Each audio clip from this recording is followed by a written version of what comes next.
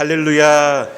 하나님의 크신 은혜와 사랑이 우리 가운데 충만한 줄 믿습니다. 오늘도 우리 주님 사랑에 힘입어서 오늘 이 예배 자리에 나오신 우리 성도님들 주님의 이름으로 환영하고 축복합니다. 우리 앞뒤 좌우로 보시면서 우리 이렇게 인사하도록 하겠습니다. 함께 예배함이 은혜입니다. 함께 예배함이 은혜입니다. 또 우리 함께 예배함이 기쁨입니다. 함께 예배함이 기쁨입니다. 아멘. 감사합니다. 오늘도 말씀을 사모하는 저희들을 위해서 우리 하나님께서 영의 양식으로 크신 은혜를 예비하고 계신 줄로 믿습니다. 오늘 목사님이 교회에 등록하기를 원하는 어느 한 분과 대화를 하는데 한 2시간 동안의 긴 상담을 했습니다. 이 성도는 신앙적으로 여러 가지 고민이 많았던 것 같습니다. 1시간도 아니고 2시간 동안 길게 이분이 하는 이야기를 듣게 되었습니다. 그런데 한참 이야기를 나누는 가운데에 이 목사님이 도무지 동의할 수 없는 말을 듣게 되었습니다. 이분이 어떤 이야기를 하냐면 사람이 신앙을 가져도 절대 바뀌지 않는다. 신앙을 가져도 절대 바뀌지 않는다. 이 말을 자꾸만 듣고 있는데 목사님의 마음에 걸리고 동의할 수 없는 부분이었기 때문입니다. 그런데 이분은 모태신앙이었고 오랫동안 주변의 신앙인들을 지켜보았습니다. 그런데 이분이 가만히 지켜보니까 신앙을 가진다고 해서 그들의 생각과 행동이 바뀌지 않았다는 것이지요. 그래서 결국 이분은요 어떤 결론을 내리게 되었냐면 예수님을 믿는다고 해서 사람은 변하지 않는다, 이런 이제 결론을 내리게 되었습니다. 사랑하는 성도 여러분, 저와 여러분들은 이분이 하는 말에 대해서 어떻게 생각하십니까? 우리도 그분의 말에 동의하는 것은 아닙니까? 정말 예수님을 믿어도 사람이 바뀌지 않는다는 것, 이게 사실일까요? 저와 여러분은 예수님을 믿고 삶의 변화를 경험하셨습니까? 예수님을 믿기 이전의 나의 삶과 예수님을 믿고 나서의 내 삶이 변화가 되었습니까? 또 우리 주변에 있는 성도님들을 한번 보십시오. 이들이 정말 주님을 만나기 전에 그의 삶과 그리고 만난 후에 그의 삶들이 정말 변화되었습니까? 만일 상담하러 온 이분의 말이 사실이라고 한다면, 이분의 말이 예수님을 믿어도 사람은 절대 변화되지 않는다, 이분의 말이 사실이라고 한다면 예수님을 믿는 우리는 얼마나 절망적이겠습니까? 하나님이 나 한 사람 변화시키지 못하신다면 우리는 어떻게 그분을 신뢰할 수 있겠습니까? 하나님은 과연 사람을 바꾸실 수 있으실까요? 10대도 20대도 아닌 4, 50대를 그리고 6, 70대를 그리고 8, 90대를 8, 90대의 사람도 바꾸실 수 있을까요? 오늘 본문에는요 완전히 변화된 한 사람, 이 나오미의 이야기를 우리에게 보여주고 있습니다. 오늘 본문에 있는 말씀에 보니까 룻이 이제 이삭 죽기를 마치고 나오미에게 어마어마한 양의 이 보리를 가지고 들어왔습니다. 오늘 말씀해 보니까 그 양이 얼마나 되냐면 한 에바라고 되어 있는데 우리가 사용하는 그 단위를 사용해 보면 약 17kg 정도 된다고 합니다. 그러면 거의 이제 쌀 한 푸대를 갖고 온 것이죠. 이 볕단을 이렇게 잘라가지고 거둬들인 것도 아니고 자르다가 흘려버린 것을 이렇게 한 푸대나 이렇게 가지고 오는 것, 이거는 상식적으로 도무지 가능한 일이 아니거든요. 어마어마한 양을 가지고 왔습니다. 그렇다 보니까 지금 나오미에게 룻에게 물어보는 거, 오늘 도대체 무슨 일이 있었는가? 어떻게 해서 이렇게 많은 양의 보리를 가지고 올 수 있었는지 물어보았습니다. 그때 룻이 이렇게 이야기하는 것이죠. 오늘 나를 돌본 사람이 보아스였습니다. 그리고 보아스의 밭에서 내가 일하게 되었다고 그렇게 밝혔습니다. 그런데 그때 나오미, 이 시어머니의 나오미의 입에서, 그의 입에서 축복과 감탄의 말이 터져 나왔습니다. 그게 우리 룻기 2장 20절에 있는 말씀인데 우리 같이 한번 읽어보도록 하겠습니다. 시작. 나오미가 자기 며느리에게 이르되 그가 여호와로부터 오라노라 그가 살아있는 자와 죽은 자에게 은혜 베풀기를 그치지 아니하도다 하고 나오미가 또 그에게 이르되 그 사람은 우리와 가까우니 우리 기업 아니라. 아멘. 자, 나오미의 입에서 지금 축복과 감탄이 터져 나왔습니다. 보아스가 여호와로부터 복받기를 원하노라. 그리고 어떤 감탄이 터져 나왔습니까? 살아있는 자와 죽은 자에게 은혜를 베풀기를 그치지 아니하도다. 그리고 그가 우리의 기업 물을 자다. 이렇게 감탄이 터져 나왔습니다. 이것은 단순히 유추해서 할 수 있는 그런 감탄이 아니라 구약 성경 전체가 말하는 오실 메시아에 대한 예언이기 때문입니다. 나오미는 보아스를 향해 뭐라고 감탄했다고요? 살아있는 자와 죽은 자에게 은혜를 베풀기를 그치지 않는 자요. 그리고 그는 우리의 기업 물을 자다. 이런 특별한 계시를 전했습니다.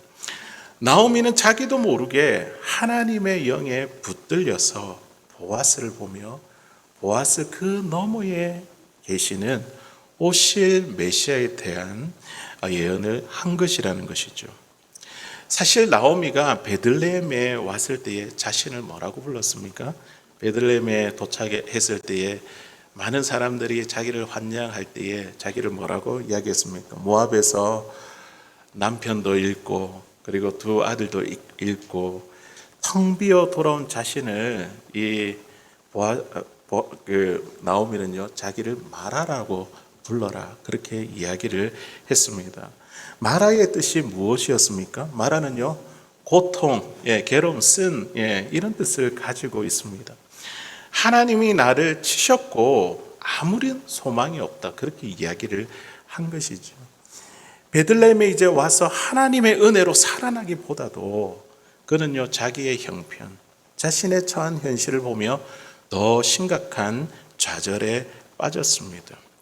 우리가 룻기 2장을 시작할 때에 룻은 나오미에게 어디에 가겠다고 했죠? 지금 이삭을 주우러 가겠습니다. 그들이 할 수 있는, 배굶지 않기 위해서 할 수 있는 유일한 한 가지가 이삭을 줍는 일이었습니다. 가장 가난한 자가 할 수 있는 일. 그런데 이 이삭 줍기는요 특별한 기술이나 힘을 필요로 하는 일인 아닙니다. 물론 앉았다 일어났다 그 이삭을 이렇게 주면 좀 고된 일이기는 하겠지요. 하지만 누구나 할 수 있는 그런 쉬운 일이었습니다. 그리고 성경에 보니까 젊은 이방 여인 이 룻이 밭에 나갔다가 일꾼들에게 어려운 일도 당할 수 있습니다. 그럼 이런 상황이라고 한다면 나오미가 어떻게 룻만 보내겠습니까? 같이 갈 수 있는 그런 상황이지 않습니까? 또 이 룻은 이방인이니까 이 유대인들이 또 이방인들을 이렇게 안 좋게 그렇게 취급을 했잖아요. 그러면 나오미가 충분히 같이 따라갈 상황이었겠다 이런 생각을 하게 됩니다. 이삭을 줍다가 힘들면 나오미가 옆에 앉아 쉬더라도 룻을 지켜줄 수 있는 그 자리에 함께 해야 했습니다. 그런데 나오미는 어떻게 했죠? 룻만 보내고 하루 종일 혼자 집에 머물러 있었습니다. 나오미가 룻과 함께 밖으로 나가지 않았던 이유가 무엇일까요?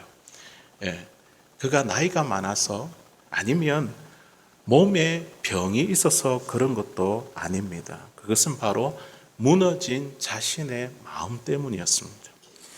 집 밖에 나와 베들레헴 사람들과 만나는 것이 좀 힘들었겠죠. 사람들이 모압 땅에서 너 뭐 했는데 남편도 잃고 두 아들도 다 잃고 그렇게 왔느냐, 네가 가진 게 이제 뭐냐, 이런 저런 이야기가 있겠죠. 사람들이 자신을 보며 수군거리는 것 같았습니다. 다른 사람의 밭에 들어가서 이삭을 줍고 있는 자신의 초라한 모습을 보여주기 싫었던 것이죠. 나오미에게 병은요, 몸에 생긴 것이 아니라 사실은 마음에 생긴 병이었습니다. 그런데 지금 한번 보십시오. 이런 마음의 중한 병을 가지고 있는 이 사람이 완전히 다른 사람이 되어 지금 축복과 감탄이 터져 나왔습니다. 룻이 가지고 온 이 엄청난 양의 이 보리 한 에바와 그리고 그 보리를 챙겨준 사람이 누구라고요? 보아스. 그 보아스를 통해서 그가 무엇을 보게 되느냐? 하나님의 선한 손길을 보게 되었습니다. 하나님의 선한 손길이 그의 눈을 완전히 바꾸어 놓았던 것이죠. 나오미는 보아스를 가리켜서 살아있는 자와 죽은 자에게 은혜를 베푸는 자라고 그렇게 불렀습니다. 그런데 이 표현은요, 보통 사람에게 하는 표현이 아닙니다. 사람은요, 오직 산 사람에게 은혜를 베풀 수 있겠죠. 그런데 죽은 자에게 은혜를 베푼다? 이게 웬 말입니까? 이 표현은요, 나오미가 하나님의 영에 붙들려서 앞으로 오실 그 메시아를 가리키는 놀라운 예언이었습니다. 그리고 나오미는 이 보아스를 가리켜 또 뭐라고 했다고요? 기업 물을 자, 기업 물을 자. 이 히브리어 원어로 보니까 이 기업 물을 자가 고엘이라는 단어를 사용합니다. 이것을 우리말로 번역하면요, 구속자입니다. 구속. 우리는 구속이 뭐죠? 잘못했으면 잡혀가지고 감옥에 들어가 구속 이렇게 이야기하는데, 구속은요, 내 대신 값을 주고 원래의 상태로 회복시키는 것. 예, 대가를 지불하고 원래의 상태로 회복시키는 것. 이게 구속입니다. 우리는 이 구속이 정확하게 언제 어디에서 어떻게 이루어졌는지 우리는 잘 알고 있습니다. 우리는 이 구속이 언제 이루어졌죠? 약 2000년 전에 어디에서요? 예수님께서 저 골고다 언덕에 십자가를 지심으로 우리에게 구속이 일어났습니다. 우리 죄를 대신해서 죄값을 치루어 주심으로 우리의 구속이 완성이 되었습니다. 예수님께서 이 땅에 오셔서 가장 중요한 역할이 무엇이냐면 그것은 바로 이 고엘의 역할이었습니다. 기업을 무르는 자, 구속하는 것. 이게 예수님의 제일 중요한 역할이었습니다. 예수님께서 우리의 모두의 고엘로 이 땅에 오시는 분이신데, 이 땅에 오신 분이신데, 나오미는요, 보아스를 보면서 구속자로 오실 메시아 예수 그리스도 그분을 보았다는 것이죠. 보아스를 통해 역사하시는 하나님의 손길을 보기 시작한 것입니다. 그 순간 그녀의 절망은 사라지고 믿음의 눈이 열리기 시작했습니다. 사랑하는 성도 여러분, 사람은 어떻게 바뀔 수 있을까요? 어떻게 바뀌는가? 한번 틀에 잡힌 성인은 생각하고 사고하는 방식을 바꾸기가 정말 쉽지 않습니다. 그런데도 우리 주변에 보면 그래도 바뀌는 사람들이 있어요. 우리가 살면서 어떤 것을 배우거나 경험하면서 또 어떤 충격을 통해 생각이 바뀌는 것을 경험할 때가 있습니다.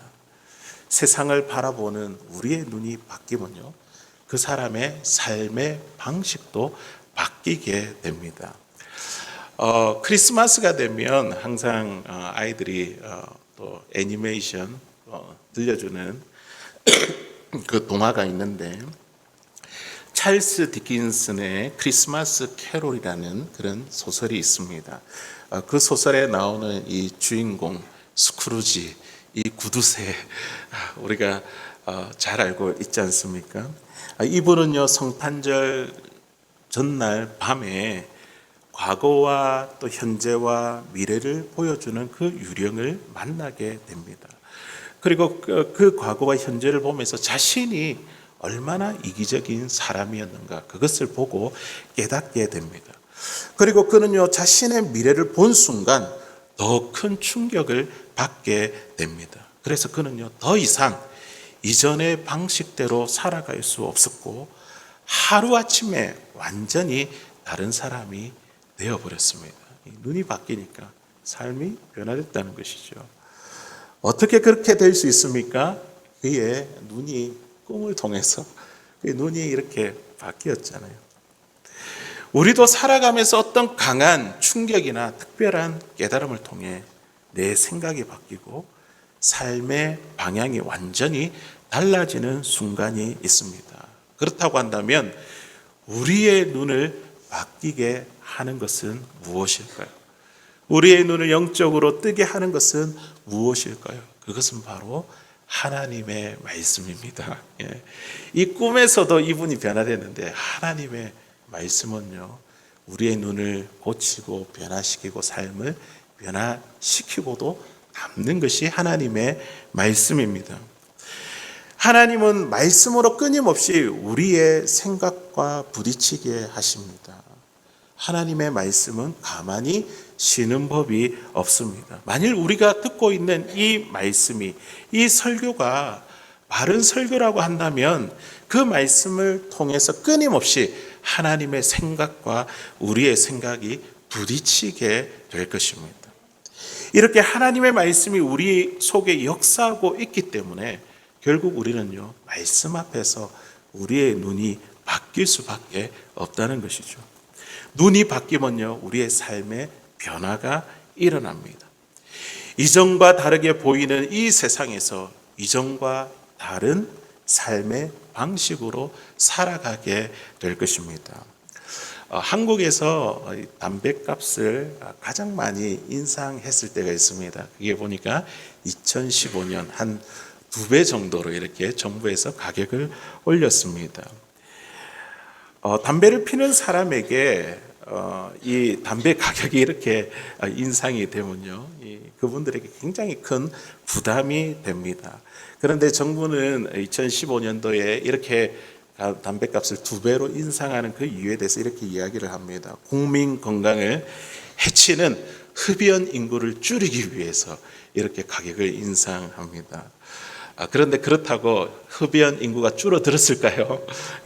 그때 당시에 많은 경제학자들과 심리학자들은 정부가 말하는 흡연 인구가 줄어들 일은 거의 없을 거라고 그렇게 예측을 했습니다. 그 예측이 그대로 맞았죠. 왜냐하면 담배는 가격 때문에 끊을 수 있는 그런 성질의 것이 아니기 때문입니다.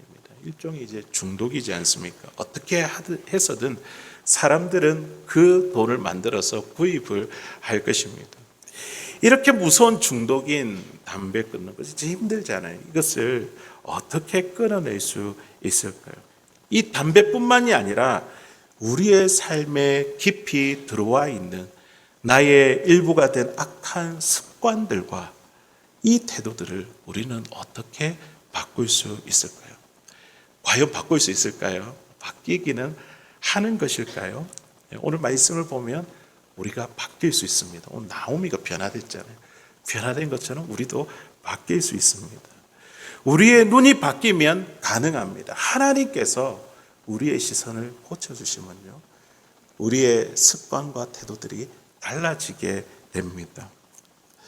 우리의 삶에 하나님이 간섭하기 시작하면요, 우리의 눈이 바뀌게 되고, 그때는요, 그분이 기뻐하지 않는 것들을 밖으로 밀어내기 시작할 것입니다. 우리의 눈이 변화되어 이전과 보는 것이 다르게 될 것입니다. 선지자 엘리야가 도단이라는 작은 성에 있었습니다. 엘리사를 원수로 여겼던 이 아람 왕이 군대를 보내 이 도단성을 포위하게 되었습니다. 이 광경을 보던 엘리사의 종 게하시, 그의 반응이 어땠을까요? 이 수많은 아람 군대를 보고 이 종은요, 엘리사에게 뛰어와서 내 주여 어찌하리까? 우리 이제 다 죽었습니다. 어떻게 하겠습니까? 하고 그렇게 엘리사에게 하소연을 했습니다. 그때 엘리사는 태연하게 이렇게 이야기를 하죠. 두려워하지 말라. 우리와 함께한 자가 그들과 함께한 자보다 더 많으니라. 너무 황당한 대답이지 않습니까? 내 눈에 보기에는 아람 군대밖에 보이지 않는데 이 엘리사는 그거보다 더 많은 군대가 우리에게 있다. 이렇게 이야기하는 것입니다. 그럼에도 불구하고 계속 눈을 떠서 보니까 여전히 아람 군대밖에 보이지 않습니다. 그러니 어찌 두려워하지 않겠습니까? 도무지 상황을 이해할 수 없었던 이 종을 위해 엘리사가 이렇게 기도를 합니다. 열왕기하 6장 17절에 있는 말씀 우리 같이 읽어보겠습니다. 시작. 기도하여 이르되 여호와여 보게 하옵소서 하니 여호와께서 그 청년의 눈을 여시매 그가 보니 불말과 불병거가 산에 가득하여 엘리사를 둘렀더라. 아멘. 이렇게 두려워하고 있는 이 종을 위해서 엘리사가 기도할 때에 어떤 기도를 드렸습니까? 그의 눈을 열어 보게 하옵소서. 그의 눈을 열어 보게 하옵소서. 그러니 하나님께서 그 기도를 들으시고 하나님께서 어떻게 해요? 이 청년의 이 엘리사의 종의 눈을 열어주셨어. 그가 보니 무엇이 보였습니까? 불말과 불병거가 산에 가득하여 엘리사를 둘러섰던 것을 보게 되었습니다. 이 종은요, 두려움은 사라졌고 그 이후로부터 그를 위해서 일하시는 하나님의 손길을 보게 되었습니다. 나오미 역시 오늘 이 한 에바의 그 보리와 그리고 이 보리를 챙겨준 보아스라는 그 이름 앞에 이 나오미의 눈이 밝아졌습니다. 하나님의 선한 손길을 보게 되었습니다. 원래 이 나오미의 마음이 어땠습니까? 베들레헴에 내가 왔지만 밖으로 나갈 수 없는 무너져 있는 내 마음. 이 땅에 살 소망이 없어 죽는 것 말고 어떤 것도 기대할 수 없는 그런 낙심된 마음.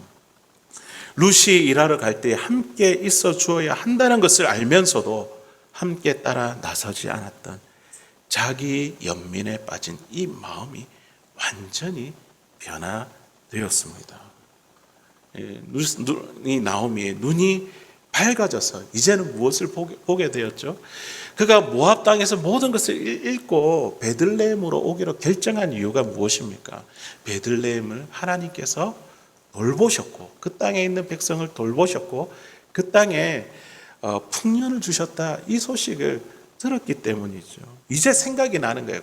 내가 모압에 있을 때에 하나님이 베들레헴에 있는 백성을 돌보셨고 그 땅에 풍년을 주셨다. 베들레헴으로 돌아올 마음을 주셨던 그 하나님의 손길, 지금 보아스를 통해 자신의 삶의 필요를 채우려고 하시는 그 하나님의 손길이 보이기 시작했기 때문입니다. 나오미는요, 자신의 텅 빈 인생을 채우기로 작정하신 하나님의 손길이 보였던 것입니다. 사랑하는 성도 여러분, 저와 여러분도 마찬가지입니다. 우리도요, 영적인 눈이 열려야 됩니다. 지금 눈앞에 있는 것만 보는 것이 아니라 우리의 과거와 현재, 이 미래, 이 전체를 다루어 가실 그 하나님의 선한 손길을 우리가 볼 수 있어야 됩니다. 하나님 열어주셔야지 우리가 보이는 것이죠. 내 인생의 텅 빈 것만 보는 것이 아니라 그것을 채우시는 하나님의 손길을 보게 되기를 바랍니다. 여전히 우리를 둘러싸고 있는 강력한 세상이 있지만 그 세상만 있는 것이 아니라 우리를 지키시는 하나님의 군대도 볼 수 있기를 바랍니다. 하나님께서 보여주시는 그것들을 의지하여 우리가 이 엘리사의 종처럼 이 세상을 두려워하지 아니하는 사랑하는 저와 여러분들 다 될 수 있기를 주의 이름으로 간절히 소원합니다. 이제 나오미는요, 눈이 바뀌었어요. 이 눈이 바뀌었어요. 눈이 바뀌게 된 나오미는요, 룻에게 새로운 길을 제시하고 있는 것을 보게 됩니다. 그게 이제 3장에 있는 말씀입니다. 우리 3장 2절에서 4절까지 있는 말씀 우리 같이 보도록 하겠습니다. 시작. 내가 우리 친족이 아니냐 보라 그가 오늘 밤에 타작 마당에서 보리를 까부르리라. 그런즉 너는 모욕하고 기름을 바르고 의복을 입고 타작 마당에 내려가서 그 사람이 먹고 마시기를 다하기까지는 그에게 보이지 말고 그가 누울 때에는 너는 그가 눕는 곳을 알았다가 들어가서 그의 발치 이불을 들고 거기 누우라. 그가 내가 할 일을 내게 알리리라 하니. 아멘. 우리가 방금 읽은 말씀 보면 굉장히 이제 이 읽는 것만으로도 참 부담스러운 그런 권면인 것 같습니다. 이제는 이삭 죽기를 그만하고 지금 뭘 해라고요? 보아스에게 나가라, 이렇게 이야기를 하고 있죠. 이거를 우리 잠깐 요약을 하면 이렇습니다. 추수한 이 보리 땅에서 보리 나라를 떨어내는 그 밤에 너는 예쁘게 단장을 하고 타작마당에 누워 자려는 보아스의 이불 속으로 들어가 그 발 아래에 누우라. 그리고 나서 그 뒤에 보아스가 하라는 대로 하라. 이런 권면을 하는 시어머니가 어디에 있습니까? 이게 상식적으로 가능한 이야기입니까? 우리가 보통 생각할 때 아주 저급한 막장 드라마에나 나올 것 같은 그런 권면인 것 같습니다. 그런데 지금 문제는 무엇이냐면 이 막장 권면을 누가 하고 있는 겁니까? 나오미, 눈이 밝아진 나오미, 그 눈이 밝아진 나오미가 하나님의 손길을 보기 시작하고 있는 그 나오미가 이런 권면을 하고 있는 것입니다. 그때 당시에 고대 근동 지역의 결혼 풍습에 아까 기업 물을장에 이런 이제 제도, 이 형사취수라는 제도가 있었습니다. 형사취수라는 것은 형의 가문을 이어주기 위해 동생이 죽은 형의 형수와 결혼을 해서 자녀를 낳아 형의 가문을 잇도록 하는 그런 사회적인 제도였습니다. 이런 사회적인 이 제도의 1차적인 목적은 형의 가문을 보호해주고 또 그의 재산을 보호해주기 위한 것이었습니다. 나오미는 지금 룻에게 이 보아스에게 담대히 나아가 우리 가문을 이어달라고 적극적으로 청원하는 그런 권면이지요. 나오미는 왜 보아스에게 적극적으로 청원해라 이렇게 권면을 했을까요? 바로 보아스가 그들의 고엘, 그들의 키움 물을 자, 그들의 구속자였기 때문입니다. 보아스로부터 이 보리 한 에바 받는 것, 한 17kg 엄청난 양이잖아요. 이 보리자루를 받아온 것을 너무 잘한 일입니다. 또 보아스로부터 이런저런 칭찬을 들었어요. 이 홀로 있는 시어머니를 잘 복양했다. 또 그리고 모압 여인인데 이 베들레헴 이방 땅으로 온 것. 이런 칭찬을 듣고 신령한 축복을 받은 것도 너무 좋은 일입니다. 마음에 위안이 되는 권면을 듣고 온 것도 참 좋습니다. 보리 추수를 하는 동안 보아스의 일꾼들 속에서 편하고 안전하게 풍족하게 일할 수 있는 것도 참 감사한 일입니다. 그런데 오늘 이 나오미의 말의 핵심은요, 그 정도에 만족하지 말라는 것이죠. 그 정도 이삭 죽기에 만족하지 말아야 된다. 이 하나님이 눈을 열어주시니까 그 나오미가 룻에게 뭐라고 합니까? 이제는 이삭만 죽을 것이 아니라 그 은혜의 원천인 보아스를 붙잡아야 된다. 보아스에게 나가야 된다. 지금 그런 권면을 하고 있습니다. 이것을 우리가 신약의 언어로 바꾸면요, 마태복음 15장에 보면 가나안 여인이 고백했던 말 속에 우리가 그것 동일한 내용을 찾을 수가 있습니다. 우리 마태복음 15장 25절에서 27절까지 있는 말씀 우리 같이 한번 읽어보겠습니다. 시작. 여자가 와서 예수께 절하여 이르되 주여 저를 도우소서. 대답하여 이르시되 자녀의 떡을 취하여 개들에게 던짐이 마땅하지 아니하니라. 여자가 이르되 주여 옳소이다마는 개들도 제 주인의 상에서 떨어지는 부스러기를 먹나이다 하니. 아멘. 이 가나안 여인의 딸에 귀신이 들렸습니다. 자기의 딸이 귀신으로 고통을 받자 고침을 받기 위해 예수님께 나아갑니다. 찾아왔습니다. 자, 그런데 그때 당시에 이스라엘 백성들은 이 가나안 여인뿐만 아니라 이방인들을 어떤 취급을 했다고요? 여기 말씀 보니까 개 취급을 했습니다. 개 취급을. 예. 그런데 지금 이렇게 나온 이 여인에게 예수님께서도 이 가나안 여인을 무시하며 개 취급을 하고 계십니다. 뭐라고 이야기합니까? 자녀의 떡을 취하여 개들에게 던짐이 마땅하지 아니하니라. 예. 지금 개취급을 하고 있는 것이죠. 자, 그런데 이 여인은 어떻게 합니까? 이 말이 떨어지기 무섭게 주님을 향해 이렇게 대답하고 있습니다. 개들도 제 주인의 상에 떨어지는 부스러기를 먹습니다. 이 고백은 어떤 고백입니까? 주님, 저는 개와 같습니다. 떡에서 떨어져 나오는 부스러기 은혜도 제게 주십시오. 이런 이야기죠.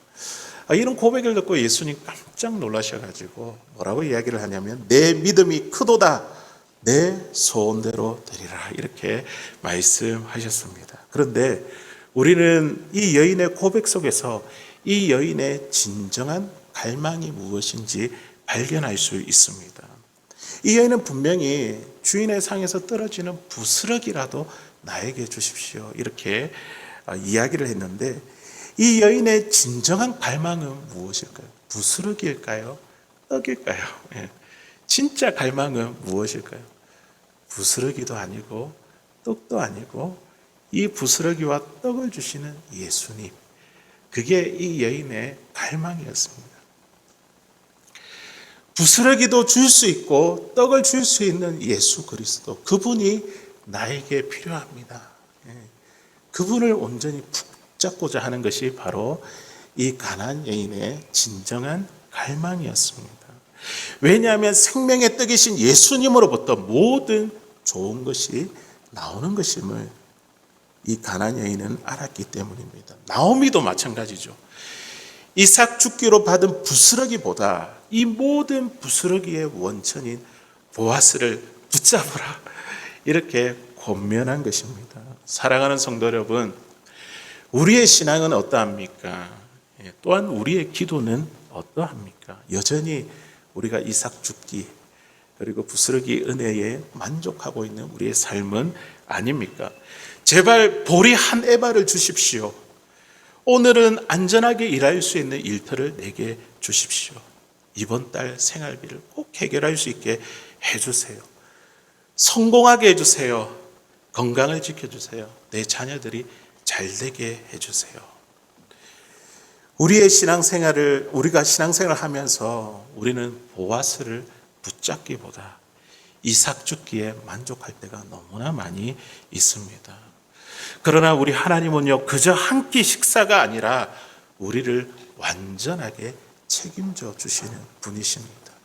우리 하나님은 그 부스러기 은혜가 아니라 그 하나님을 구하기를 원하십니다. 예수 그리스도를 구하기를 원하십니다. 이제 우리의 눈이 바뀌어서 우리가 단순한 필요가 아닌 은혜의 근원이 되시는 예수님을 구하는, 예수님 자신을 더 깊이 구하는 기도로 나아갈 수 있는 저와 여러분들 될 수 있기를 바랍니다. 우리가 이제 더 이상 부스러기 은혜에 만족하는 신앙이 아니라 생명의 떡이신 예수님을 온전히 붙잡는 그런 삶의 변화로 이어지는 사랑하는 저와 여러분들 다 될 수 있기를 주의 이름으로 간절히 소원합니다.